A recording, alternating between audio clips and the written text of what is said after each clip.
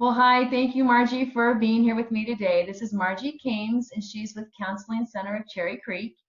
And I've worked with Margie for a long time, and one thing I love to have her share about today is how she can coach couples to be ready to come to mediation and for our process, and how they can be their best selves throughout the process.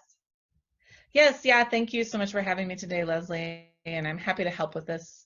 A lot of folks struggle and aren't really sure how to approach it. So, yeah, and we deal with this all the time at the center. I mean, I've been doing it for 15 years, so and I've been through my own divorce, so I get it. So, approaching mediation and really throughout the course of the process of a divorce, you want to be making sure that you're really taking care of yourself and really upping the ante on that because this is a really challenging time for most people. So you really want to make sure that you are, talking to your supports, friends, family, counselor, support groups are great, making sure that you're getting good sleep, eating well, exercising, drinking enough water, all those sorts of things so that you can, feel physically good and then you can show up as your best self for the conversations. And then, it's really important that you want to get clear about what is important to you to address in the mediation process. And be aware that there can be things that you find are really, really important to you and are hard to budge on, which is okay. And you can also realize that there are some things you have opinions about, but you may be able to be flexible.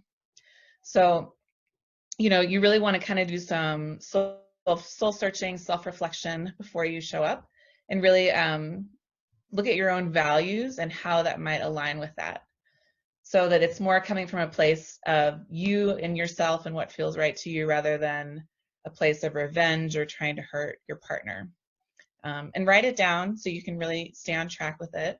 And I also really recommend coming prepared with some tools that you can use to help yourself calm down if you start to get really upset or triggered in the moment, because that's pretty likely to happen.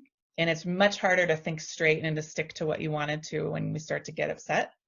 So deep breaths, sometimes people need to take a moment to count or talk yourself through it so that you can get back on track. Yeah. Yep. No, that's really good. I know when we start our process, which we take it in several steps, we try to make sure everyone establishes what their values are, what's the most thing that's, what's the most important to them so they can stay focused. And we take a lot of breaks if we need to. Yeah, but the other thing that comes up a lot, is how to tell the kids. It's always such a difficult thing and kind of a daunting task. So if you can share a little bit of how you would coach someone through that, that would be great. Sure. Yeah, absolutely. It's that really can be a daunting task for folks.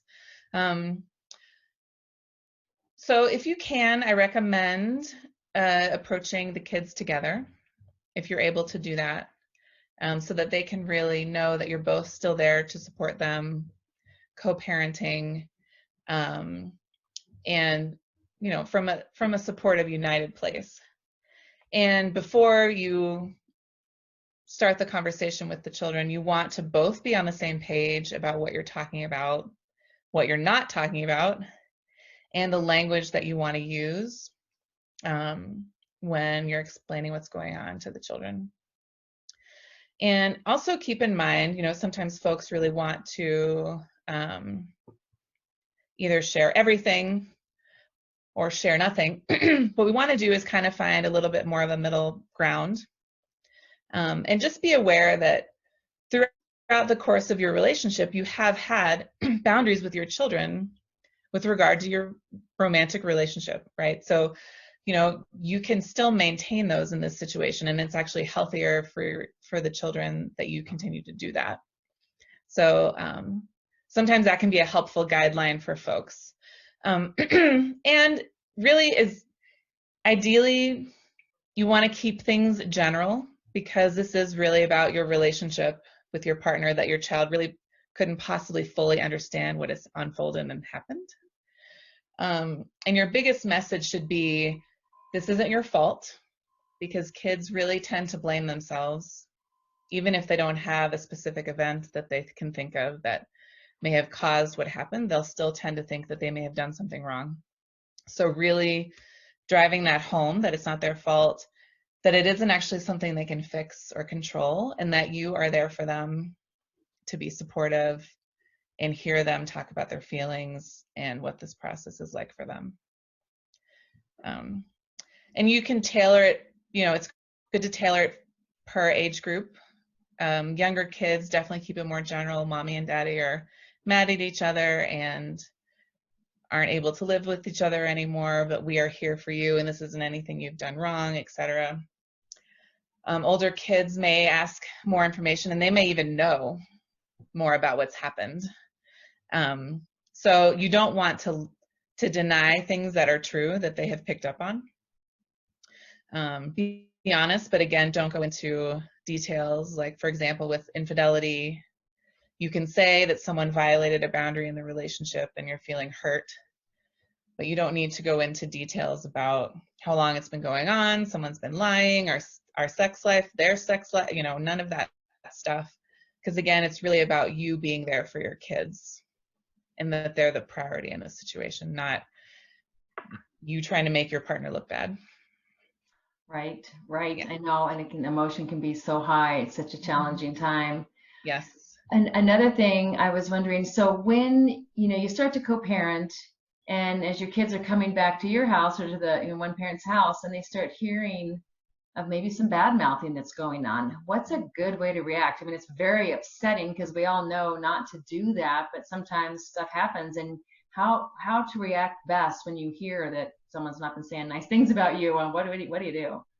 Yeah, that can be really hard, especially when you're really aware of how hard that can be for your children, and it just can really feel like an attack.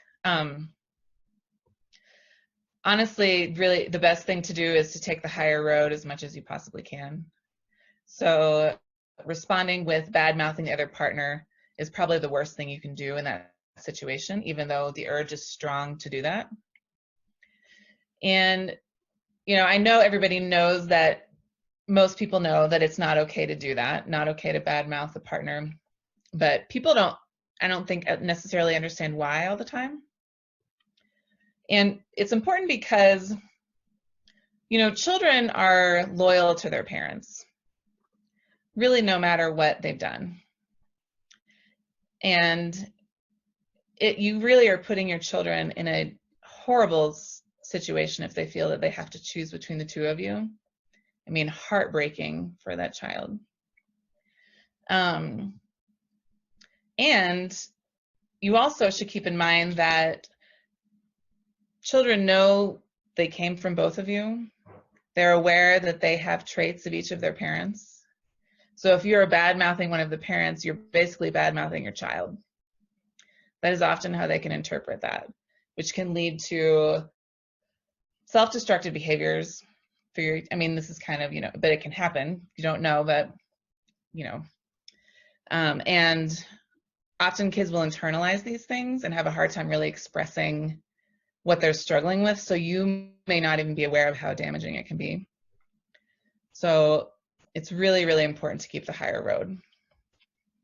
Yep. Yeah, no, I hear you. And I just hear about, they call it parental alienation. And then it can also just cause them to have two separate identities, maybe one at each house, because you kind of have to appease, the person that you're with. And how would you, you probably have couples who you see as you're doing marriage counseling, and then they say that, they are going to have to divorce, or they're deciding to divorce. What are some words of wisdom, and maybe to wrap up a little bit, a few things to really keep in mind when it comes to co-parenting? Yes, yeah. So the children come first is your mantra. You may have to come back to that repeatedly. But it's really, really important because it can really get easy. It can be easy to slip back into arguing about co-parenting just to spite the other person.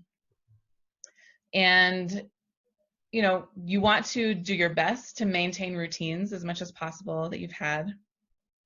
Come up with really clear negotiation about what's happening with, who's going to be where, when, and write it down. Make sure you write it down. Be aware that, holidays and activities and things like that may need to be reworked, which is okay. You can build a new life. It can be scary and difficult, but those are probably, and another thing too is that, which can be so frustrating for couples, is the communication challenges and other challenges that you had while you were together are going to continue.